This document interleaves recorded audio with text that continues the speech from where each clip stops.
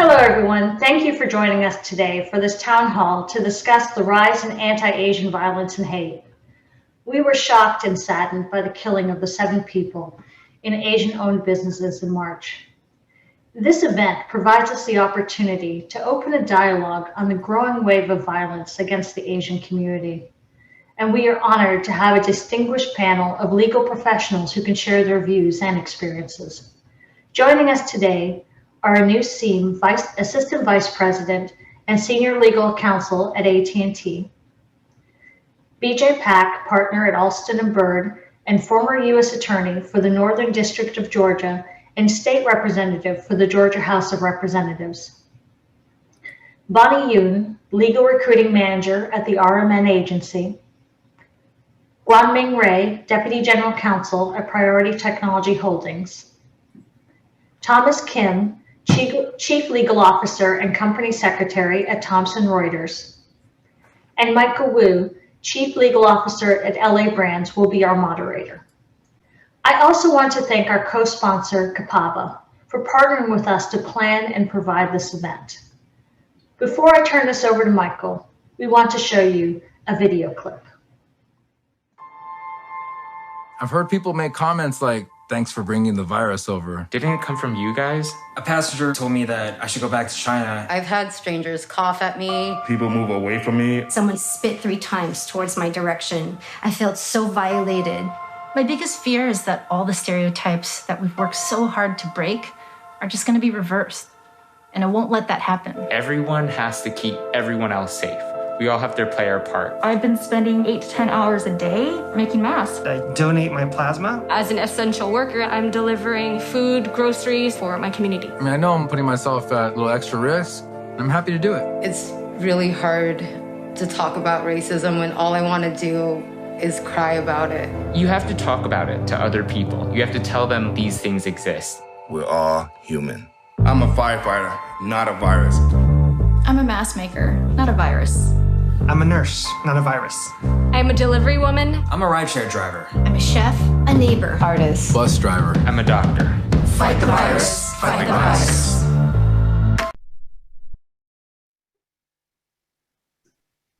Thank you, Melanie and Prathi. Thanks for joining us today.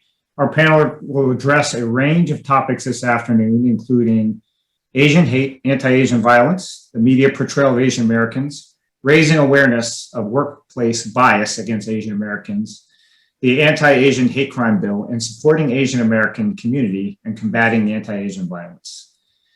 I'll go to BJay first. What are your thoughts on this video, and have you encountered similar experiences, BJay? First of all, thank you so much for having me as a panelist. And that was a very powerful video. It's very personal to me as well, because I too have felt over the years, people saying side comments, things like, go back to your own country. And I think it has, these type of incidents have been accelerated by the pandemic. It's interesting that Asian Americans and perhaps Muslim Americans are the only 2 groups where the United States foreign policy or attitude towards a foreign nation is projected upon us. At the same time, I think the video is very powerful because it shows that we are American. They're on the front lines fighting the pandemic, working through conditions that put them at grave risk. So it gives me hope as well. But it's a commentary on a lot of things that are going on and that's been going on for decades. This problem of mainstream America and some people who are not Asian viewing us as un-American has been going on for decades, and there's reasons for that I'm sure we'll talk about. But I think it's a very powerful and uplifting video, and it's a great starting point for us to discuss the underlying issues related to racism against Asian Americans and also the path forward. So it was a very powerful, and I had a very good response to watching it multiple times. Yeah, thank you, BJay. And it's been more than decades. It's been hundreds of years with the Chinese Exclusionary Act, massacres of Chinese workers out in the West. And so it's a shame. Guanming, what are your thoughts? It is indeed a very powerful video. I too have watched it several times, and one thing that really resonates with me is the message that we all need to talk about it. That's how we start to address the issue. Although I haven't had any violent incident happen to me personally, but like what BJay was saying, I have had people say to me to my face, "Go back to your country." This problem, as has been reported widely, it has been anti-Asian hate has risen so much in the last year. And I'm sure whatever reporting that whatever statistics that we're seeing now, the incidences are underreported because, people are not comfortable speaking up, there are language barriers, and there may be mistrust or distrust of police officers. So it is a prevalent issue, and a silver lining, if you can call that a silver lining of what happened lately, is that it has brought anti-Asian racism to the forefront that it has never been before. People are a lot more aware of the issue, so we need to take advantage of the momentum and keep talking about it until we don't have to talk about it. Thank you, Guanming. An unexpected side effect of the coronavirus pandemic is that Asian Americans have become targets of discrimination. So, Tom, what role do public figures and the media referring to COVID-19 as the Chinese coronavirus or Wuhan virus or Kung Flu play in this manifestation of the anti-Asian violence? It's a great question, Michael, and a really important one to ask. Language is incredibly powerful. If you look at how anyone is characterized by others in society that view them, a lot of that is sort of driven by the context in which the other is sort of described. And I think for Asian Pacific Americans during the recent period, there's been a lot of conflation of hate and fear that's been driven by the pandemic that has unfortunately been targeted towards APAs. And I think, people can underestimate how deeply hurtful and how deeply impactful language can be. And I know that when we were preparing for this webinar, a number of us were commenting on the press coverage we'd seen, for example, around recent incidents of hate crimes towards Asian Americans. And I think, whether or not a reporter uses a particular word to characterize a violent incident one way or the other, whether or not a law enforcement individual characterizes a violent incident one way or the other, this has an impact far beyond the individual moment in which it is said. And so we need to reclaim the language around which we define ourselves and in which we are seen. And so one of the things that I've been, hopeful about is during this continuing spike and increase in violence and hatred against Asian Americans and Pacific Islanders, I've seen those of us within the community speaking up and reclaiming our voice and demanding to be heard. And the more of our own voices, the more of our own images and faces that they see, the more that we can make sure that the portrayal of us as a community is not misaligned, is not mischaracterized and misdirected. Well said, Tom. According to a report from the Center for the Study of Hate and Extremism at California State University, there was an increase of 164% in anti-Asian hate crime reports to police during the first quarter of 2021 in 16 major cities compared to last year. Bonnie, what other factors do you think are attributing to this rise in anti-Asian crimes and violence? Well, the politicized rhetoric certainly, once it entered our social media consciousness, it just seemed to be an explosion. And if I look at this slide, the reporting of anti-Asian hate crimes not only increased during this pandemic, this is in contrast to hate crimes overall decreased during the past year. So when you see that rise, I mean, you said 164%, and this was, back in late 2020, it was 150% already. Finding a scapegoat for this rage, with the shutdown of all the businesses and, trying to place blame on this foreignness or otherness of Asian Americans just seemed to be a very handy, punching bag for politicians and for, you know, the larger majority populations that were impacted, you know, with people constantly being verbally harassed. I think that was the largest reported incident of bias crimes, but certainly also the rise of physical assaults very visibly, particularly against the elderly.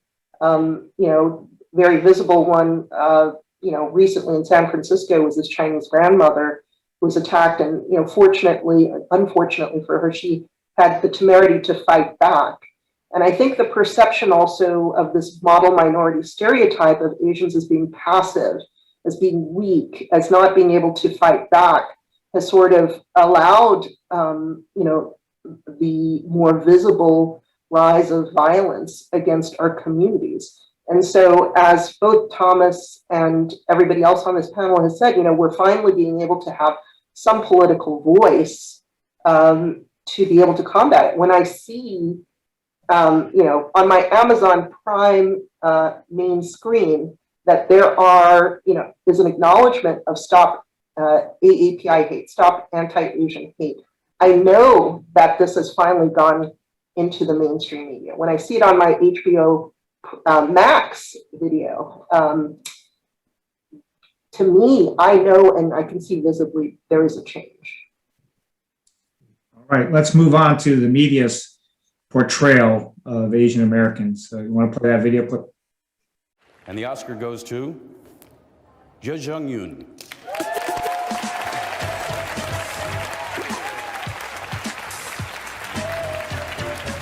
As you know, I'm from Korea, and actually my name is Youn, and most of European people call me Young, and some of them call me Yujung. But tonight, you are all forgiven.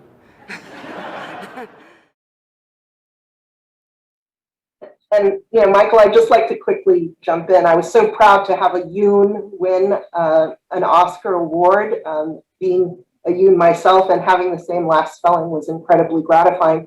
But as she points out, and even though she said it in a joking way, just the mispronunciation of names of Asian Americans is probably the most common thing. I think everybody on this panel may have had their names mispronounced at one point, or we've Americanized our names to make it easier for the majority population to be able to pronounce them.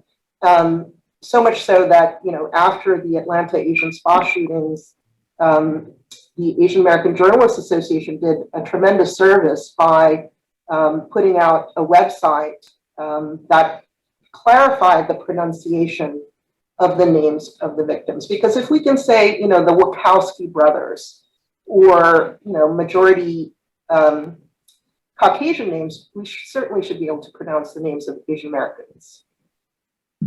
Great, thank you, Bonnie. BJay, how does the media portrayal of Asian Americans fuel false stereotypes and bias, in your opinion?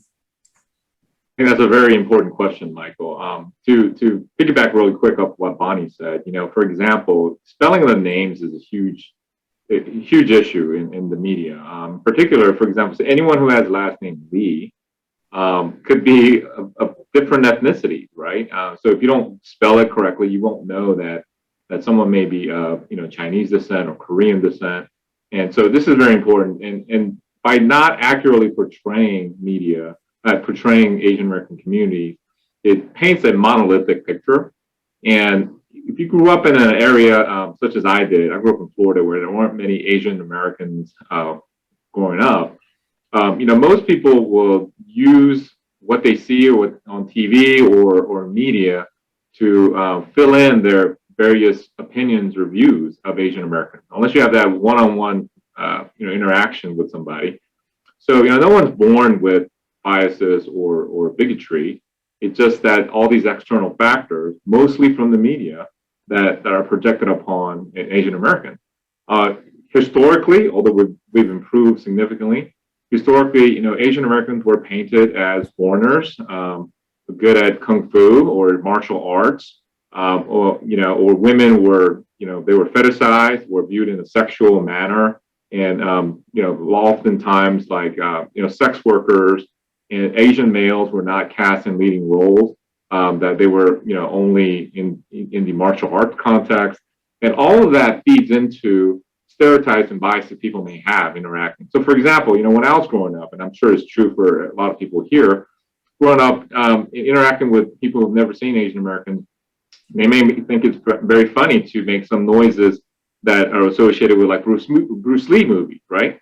I don't know anything about Kung Fu, right? But that's a perfect example. Why would they assume that I know certain things other than the fact that they saw it on TV or they saw someone parroting it or making fun of it in the mainstream media? So it's very, very important that the media portrays the community correctly and accurately. And so I think we have come a long way. I think we have more mainstream characters that are Asian American, seeing on TV shows, movies, and in press media and press, written, and also television. But we got a long ways to go because it's decades of stereotype upon stereotypes that's been layered on, and it takes that one-on-one interaction, you and me, to break that stereotype. And so there's a lot of work to be done. I remember when I moved back to the United States from a military base in Seoul American High School in Seoul, South Korea in the early 80s.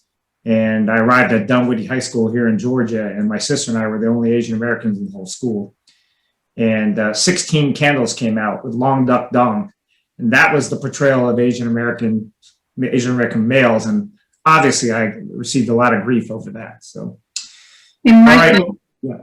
I wanted to just add very quickly to what BJay was saying, that the portrait of Asian Americans or AAPIs in the media as foreigners, this perpetual foreigner concept, in my view, also contributed to the rise of the anti-Asian hate in the past year. Because if you see someone as not part of yourself, if you see someone as a foreigner, it's much easier to blame them, to hate them for what you don't like. So I think one of the ways that we combat this anti-AAPI hate is to work with media and to change this perception that we are foreigners, that we are exotic, that we are not part of this country. Great, thank you. Anu, as in-house counsel, what challenges have you experienced due to these portrayals in the media in terms of the entertainment industry? So, one of the interesting things about the whole media portrayal is, what have they not portrayed us as, right? I mean, when was the last time you saw a great media show with an Asian litigator or an Asian M&A person or a big Asian transactional attorney? They haven't shown Asians as doing that. All of us here go to GAPABA every year, the National Asian Lawyers Convention. There are 2,000 of us doing that work there. And 2,000 who are attending, there's a whole bunch more. But we've never been portrayed that way in the media. So, I'll give you my example. When I was a young attorney starting out, I was in Minnesota and I used to represent the Public Utilities Commission in open public hearings. So I had exposure to open hearings, to being outdoors, being with people. I asked if I could go into appellate litigation. And my boss at the time said, I don't know about that. I don't see you as a litigator. And the good news was that she said that. So I turned around and said to her, I said, no, before I came to the US, that's all I did for 3 years. Give me a chance. Let me try it out. If it doesn't work out, we'll go do something else. And so she gave me the chance. They gave me a case to argue. I got 3 senior lawyers doing a moot court with me. I go in there. I make a great argument. I get compliments from the judge. I come back. I get a raise. End of matter. We're done.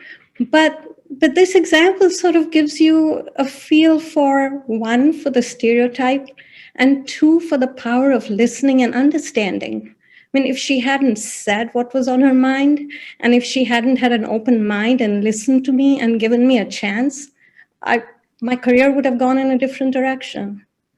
So it's all part of, how we deal with the media, how we deal with the power of listening and talking and overcoming those stereotypes. Great, terrific.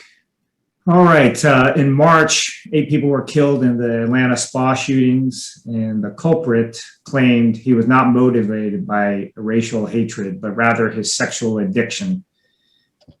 Bonnie, what role does the sexualization of Asian American women in the Atlanta spa shootings play in perpetuating this anti-Asian violence? Well, it's certainly not new. I mean, as far back as 1875, the Page Act actually excluded the immigration of Chinese women because of the stereotype that they were all prostitutes, right? And so back then, you have these images of, Chinese women literally in cages being sold on the streets as prostitutes. And that stereotype and perception has persisted throughout their portrayal in media. You're either a dragon lady or you are some sort of exotic, delicate flower that needs to be saved, like in Madame Butterfly or M. Butterfly or Miss Saigon. And, when you have, the portrayals of Asian prostitutes around GIs who are deployed abroad and brought back to or used as sex workers, that media portrayal continues. You don't have, portrayals of us until more recently as being, attorneys, as being professionals, as being doctors in the media. So, relating to the shootings where the perpetrator immediately says, and also echoed by law enforcement, that, oh no, this is not a hate crime. This is not against them because they're Asian American. I didn't shoot them because of that. It's just because I had the sexual fetish. Denies the fact of the underlying racism inherent, the implicit racism and bias inherent in that. And I'm sure BJay can talk more about that, having represented several families of the victims. Tom, your thoughts? Well, I think we were throwing to BJay first, so. Okay, BJay. To follow up on that, Bonnie, I think it's very important that because of these stereotypes that are out there and biases, that if you are not familiar with the culture and kind of the Asian background, it's a little bit harder to look at the evidence in a certain way. It's just natural that if you're not familiar with something, your filter of way you look at evidence is going to be different than someone who had a different background. And in the case here, I think is a perfect example of that. I think if you look at it from the outside and you're not familiar with the culture, that you would view that as just a vanilla, rampage, and just accept the explanation given by the defendant. Just to say that because I have the honor to represent 2 of the family members who are a victim of this crime, I was able to get a seat at the table with the prosecutors in this case to explain why the Asian community looks at it this way and how this evidence could be interpreted this way. And, having a seat at the table to break those stereotypes and provide a view, I thought was very valuable. And that's the only way that we're going to be able to fight the stereotypes and the negative impact that has on decisions as decision makers make those decisions. And I think that's a concrete example of how a diverse team that making decisions, or diverse workforce, make better decisions and better outcomes. That's more appropriate than just, a singular view. And I'll turn it over to Tom. Yeah, I mean, Michael, you and I have been on other panels where we've talked about that, so you know that I feel fairly strongly about this particular topic. I think there's a false construct in America that hate has a very simple and singular explanation in any incident, and we know just by human nature that is not true. Violence and hatred and hate are driven by a number of different factors, and someone could be both a racist, someone who's driven by class behavior, who could, be driven by the need to dominate women, be misogynist. All those things can coexist. And I think one of the things that we need to be more thoughtful about as a society is to understand there is not a simple explanation. And I do think oftentimes after a tragedy, people are looking for a simple box to put the cause into and to explain it that way. Because unpacking all the things that lead to these horrible tragedies can be hurtful, and it can bring a lot of different elements to the table. And then the other, I think, ongoing damage from this sort of false construct that there's a singular explanation behind hate crimes and behind violence is that it actually divides communities, and it divides aligned communities. So if you believe that someone is either anti-Asian or anti-Black, or is either, transphobic, or is this or that, then you actually are breaking up a lot of different groups that might have shared common cause. And so I think what we really need to do is to unpack the situation and look at all the different reasons why someone is behaving that way. And I'm just following up on Bonnie's point. I think that I have not, and I speak as someone who works in the media, I did not see initially a lot of reports that sort of unpack that a little bit and started to try to compartmentalize that. And, and I'm very closely watching the reporting, because obviously I'm looking at our own reporting, but I'm also looking at the reporting of other people. And I thought that the kinds of language used by different media organizations to characterize the victims, to characterize the establishments varied. And I think it plays into this lack of understanding of this long-standing burden that Asian American and Pacific Islander women have had of being fetishized, objectified, and put into these different boxes. And so, I think after a little bit of time, I did see some coverage change, and I think that might have been through the advocacy of people like BJay and community leaders like Bonnie and other folks who sort of called it out. But again, it reinforces the need for us to have a voice, because when others define who we are and others define why things have happened to us, it is a very, I think, easy way to sort of misdirect, whether intentionally or unintentionally, the focus and the need to address the certain causes of this behavior. Just to quickly add, the luridness of the headlines of the victims here in Atlanta being sex workers, that was the initial narrative, because law enforcement took a long time to reveal their identities and their names and their ages. And then, even within the Asian community, I know I was talking to Korean press, there was all this talk, they must have been trafficked sex workers, when in fact the ages are revealed to be most of the women between the ages of 50 and 70. These are the cooks, the women who are cleaning behind the scenes. These were not the women actually, performing these sex acts. And, the narrative took a long time to change. And before that, it was all spa, massage, sex trafficked workers. I don't think we know whether their sex acts were performed there or not anyhow. So it's, can I make one point to follow up on both Thomas and Bonnie? The interesting thing is the media went directly to profile the shooter in the case and portrayed this person struggling with addiction and who was religious and was having its internal struggle before even identifying the victim's bodies, right? And so that tells you kind of the priorities of the newspaper, at least at the time when this incident occurred. So our voice was not heard. You would want to profile the victims in a culturally sensitive way. And my personal experience having to deal with this is that the media was woefully prepared. They were sending any AAPI reporter to have any connection to the language skills down to Atlanta to cover the story, but they're not the right fit. They're not the writers, they may have been the editors from a different city. They didn't have any connection. And they relied very, very heavily on kind of whoever's reporting out, whether that was accurate or not. And so there was a snowball effect. And unfortunately, it had a terrible consequence of painting a picture that the community didn't really care about the victims, who happened to be Asian American women, right? But it was more about like the shooter and the church where he attended.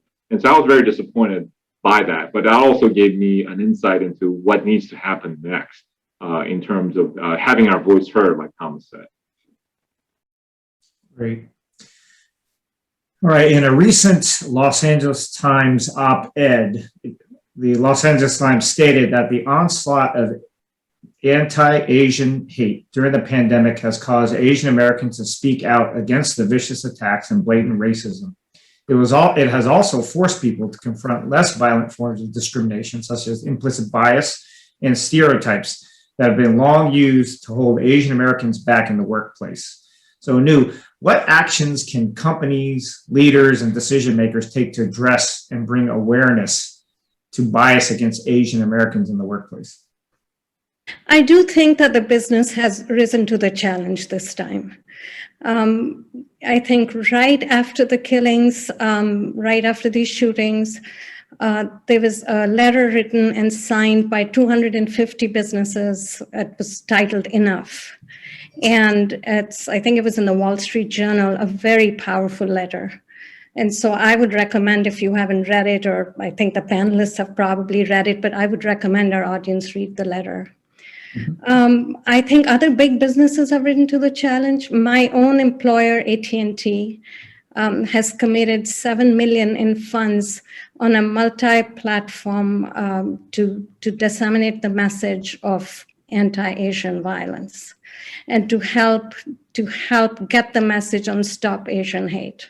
And this is just $7 million on Asian. They're doing a lot bigger on equality standards for everybody and diversity. But you will see AT&T and Warner Media have teamed together to create public service announcements. They're showing them across HBO, across TNT, CNN, Warner Media. And so they have really taken this seriously. And Bonnie and I were talking yesterday where Bonnie was saying, it feels good. I feel validated that someone cares, that someone has put our concerns at the front and center of society and said, we care for you. And that's an important piece.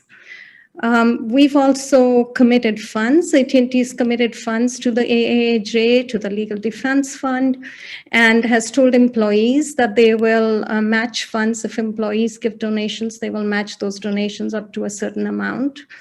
They've also created a lot of internal talks. So the whole theme of listening, talking, listening. We've had a lot of internal talks with AT&T executives, with CNN folks. They've called media folks and there are 230,000 employees. So 230,000 employees have been listening to these talks, have been amplifying the voices of Asians. So there's a lot that business leaders can do, and I think they're doing them. I'd like to show a quick PSA from Warner Media, if we could roll that tape. Over the past year, my community, my friends, my family, and I. And I. And I. And I. And I. And I. And I. And I have seen a significant increase in hostilities against Asian Americans. Our community and allies are standing up to support us. We need your solidarity too. Now. Now. Stop listening to hate. Stop telling dehumanizing jokes. Stop stereotyping us. Stop erasing us. Stop hurting us. Stop hurting us. Stop hurting us. Speak up. Amplify our stories. Listen to our voices. Learn our history, because Asian American history is American history. Please join AT&T and Warner Media to stop Asian hate.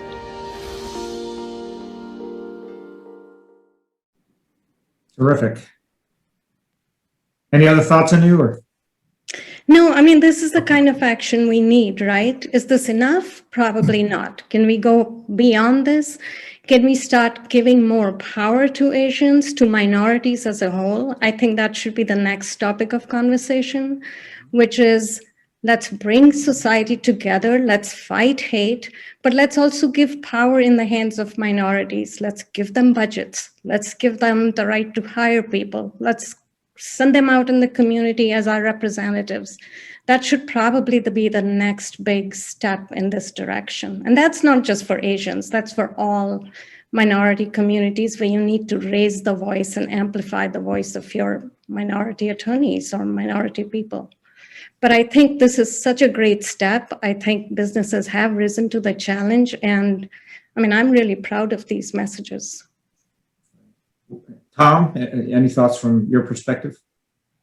Well, I think, we've seen recently, as I mentioned before, a real sort of encouraging sign of people speaking up. And I think, certainly I was happy and proud, as I'm sure there are other people on the call, to have signed that letter in the Wall Street Journal And I can't recall a time when, we had rallied together so quickly, and I'm so proud of what the community is doing. Recently there's been the launch of the, Asian American Foundation and business leaders, committing to raising $250 million. I think 125 million have already been raised by the founders of that cause. And, Michael and I and others have also been involved in rallying AAPI lawyers in an alliance to fight Asian hate. And so I think what is happening now is really people are saying, what can I do? And finding specific ways to do something, to take action within their own capacity, within what they do, journalists trying to change coverage, people blogging, people reporting, creatives producing art, being represented, being seen. I think we as lawyers doing what we can, both in a pro bono capacity and also within, how our organizations respond to this. I'm encouraged by what we've been doing, but it's just the beginning. Now, the real question is, can we maintain this momentum? It is very difficult because it is not a sprint, it's a marathon. And, it can be discouraging when you get a good start and then people start to lose interest, the focus shifts away. The real test will be in the coming days, to make sure that we can make sure that what we're building is the foundation for institutional and systemic change. And I still feel optimistic that we can do that, but the challenge is difficult. Well said, Tom. So in April, the Senate passed an anti-hate crime bill aimed at addressing the surge in attacks on Asian Americans amid the pandemic. The bill would establish a new Justice Department position to expedite the review of COVID-19 related hate crimes, providing support for local law enforcement agencies to respond to anti-Asian hate violence and enhance state and local hate crime reporting. And the bill is now headed to the House of Representatives. BJay, what are your thoughts in terms of this legislation or pending bill? I think it's a great start, but there's a lot of gaps there. First of all, if you didn't know how the reporting actually occurs, is the state and local folks are the ones that there's a checkbox, for example, in Georgia now, because there's a hate crime, they're tracking it. If there's no motivation or the officer is not really looking for evidence that shows, actions based on protected class, then you're not going to get that. And the federal government that can't mandate that. What they could do is give grants and through the department's granting power, encourage them to do so. So there's some advocacy that's needed from the grassroots level to make sure that the local governments are reporting and they're trained to look for evidence of hate crime, to accurately report what's going on. At the same time, to follow up on Thomas's point, I think it's very important. If you look at the statutes, the reason you don't see as many hate crime charges at the federal level that involve AAPI is because if you set aside the cases where someone, while they're assaulting someone, says a racial epithet or something that shows explicitly that what their motivations are, it's very hard to prove circumstantially that their motive was based on animus towards their gender or race or national origin. So I think it's very important to look at having statutes drafted so that you have mixed motive theory, where you have that will allow you, so it's not a sole reason that they committed the crime, but it is a primary reason or a very significant reason why they did so, then I think you'll start to see a lot more cases brought about. The other challenge, of course, is Asian Americans are not monolithic. And we don't have a particular symbol that is associated with oppression or racism. Like, for example, in the Black community, if you have an incident where someone hangs a noose in a workplace to intimidate Black workers, that's a pretty clear cut. Given the history of the United States, what a noose means to Black Americans. And, Jewish Americans, it's very similar when they have swastikas or, the Holocaust denial, those type of theories. It's easier to make those circumstantial evidence. AAPIs, unfortunately, don't have that one symbol that kind of defines oppression and racism.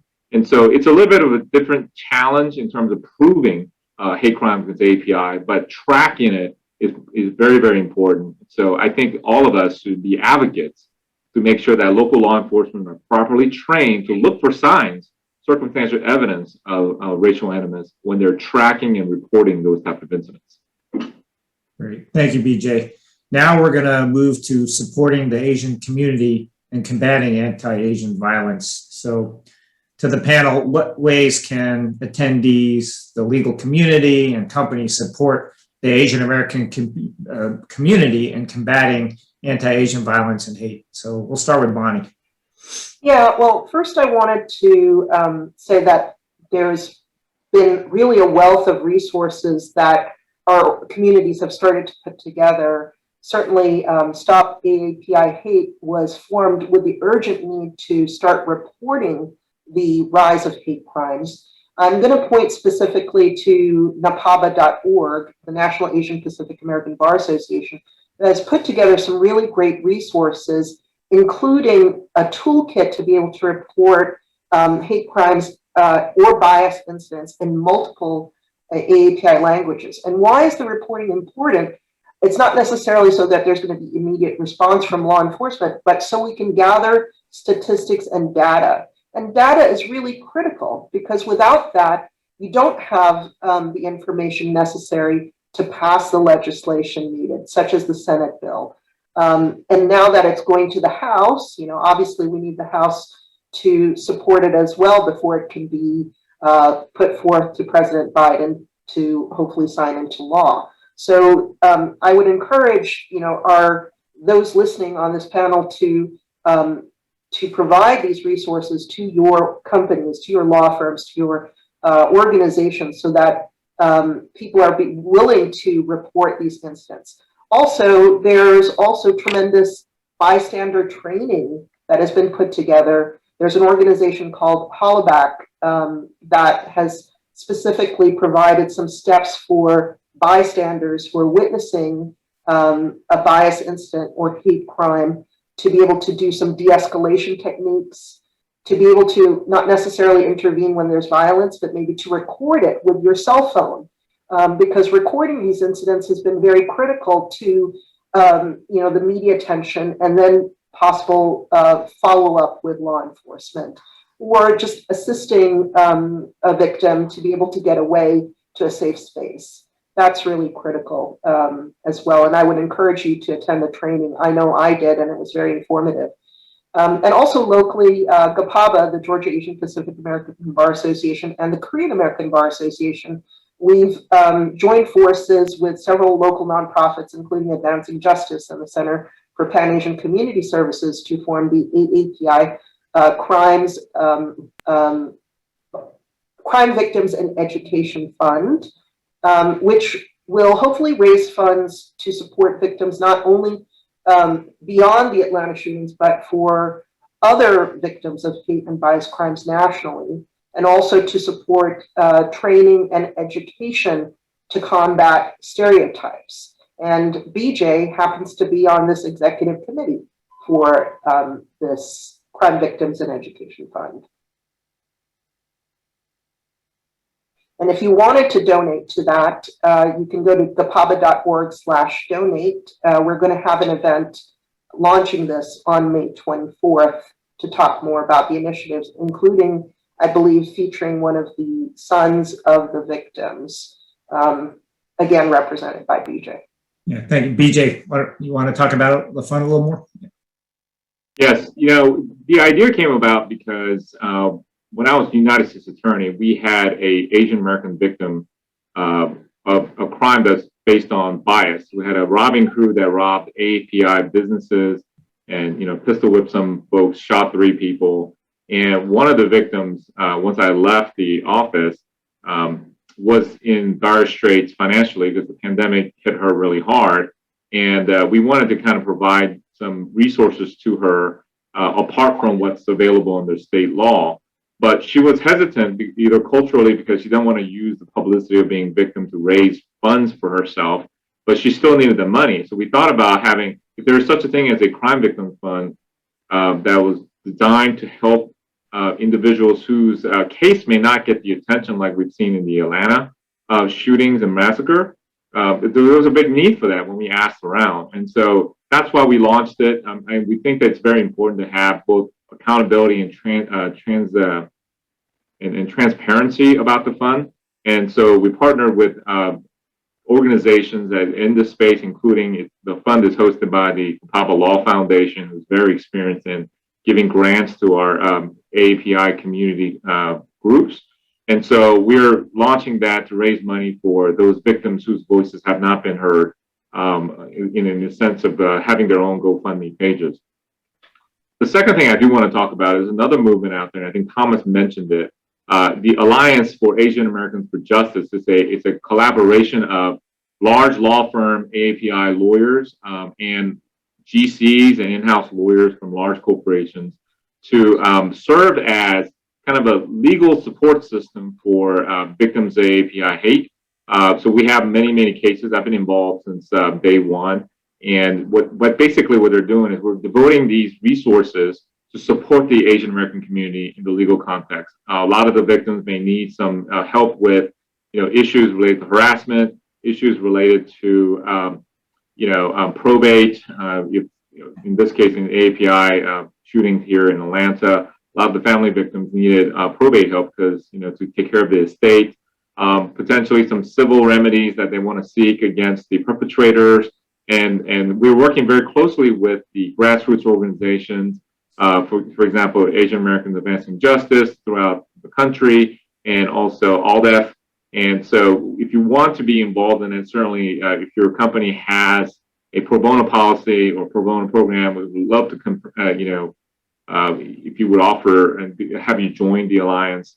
And at the same time, if you hear of an incident, now you know where to refer. You can refer it to GAPABA, the website that you saw. That will get routed to the Alliance. If you report it to the local AAPI organizations such as the Asian American Advancing Justice, you'll get routed through the Alliance, and we'll assign the case to a law firm, a lawyer in that area to help. They could help them in all aspects of legal on a pro bono basis.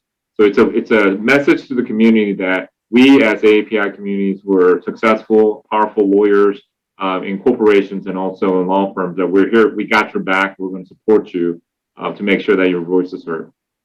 Great. Thank you, BJay. Guanming, what individual actions and steps can people take?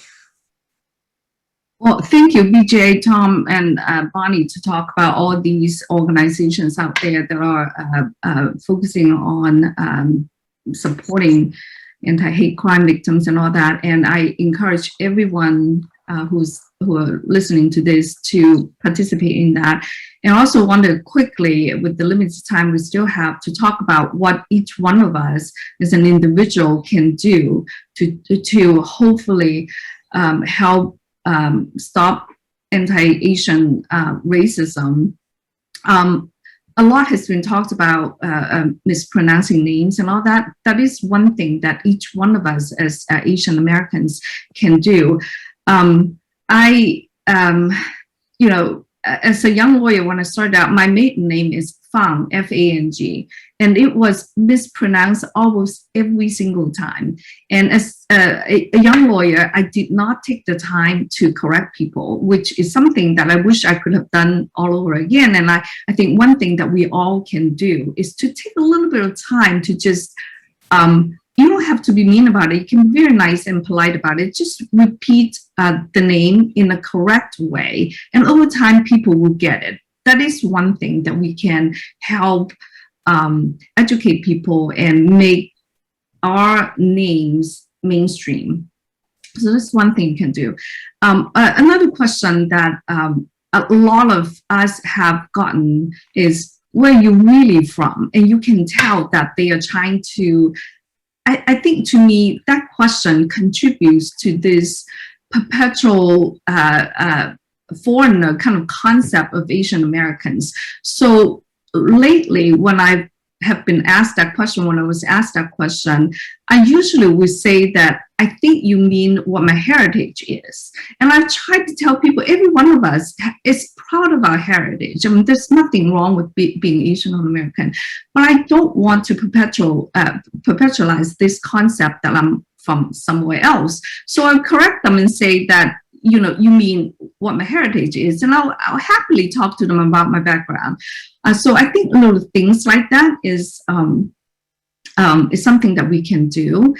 And also, if you hear an inappropriate joke, or if you hear comments about like so and so should not would not fit in, and we probably shouldn't include her in the project, or things like that, let it be known that you are unhappy with that the joke is inappropriate, and that she should be included because she is part of the team. Also to my non-AAPI friends out there.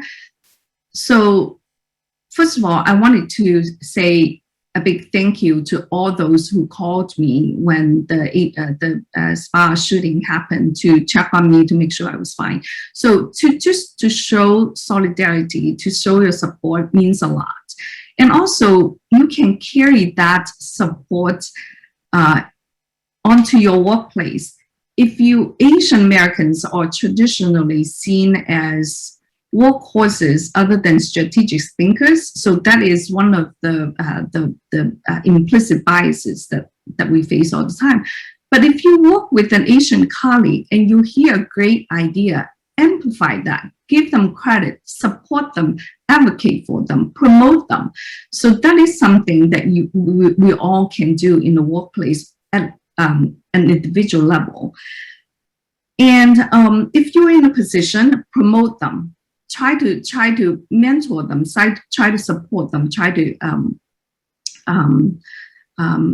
elevate them. And to my AAPI friends, and I also want to encourage all of you to be more active in the community, to be more visible, to change the society's perception of us as foreigners and not as a member of society. I want to encourage all of you to be as active as you can so that people can see us as an active member of this society. So I have a lot more to say, but with the time that we have, I think I should stop here so that people can have a few minutes to ask questions. Great, thank you. LaShandra, why don't we go to the Q&A? The great thing is most of you have answered some of the Q&As in your discussion, so that is great. There is one that I want to read, and BJay, I think that you would be a good answer for this one. What would you recommend an attorney to do when his Chinese client, who is an American citizen, is targeted in pleadings by the opposing party and its counsel as being a communist, or that all money obtained will go to CCP and the judge does nothing to stop the prejudicial rhetoric? I think that's a tough one. If it happened to me, I would definitely call up the opposing counsel and talk to him about what basis do you have to say this. If he doesn't, I think you should really consider the state bar rules about professionalism. This is clearly inflammatory rhetoric. It's not based on facts. And if the judge don't do anything about that, all of us have a duty to make sure that the judicial system operates correctly. It may even be appropriate for a referral to the Judicial Qualification Commission. And so I think it depends on how they react, but first things first, I think you need to point this out to the person saying it and also raise it with the court more explicitly that it's not acceptable. If not, then you can decide whether or not it's appropriate for referral to the bar or JQC. Thank you, BJay.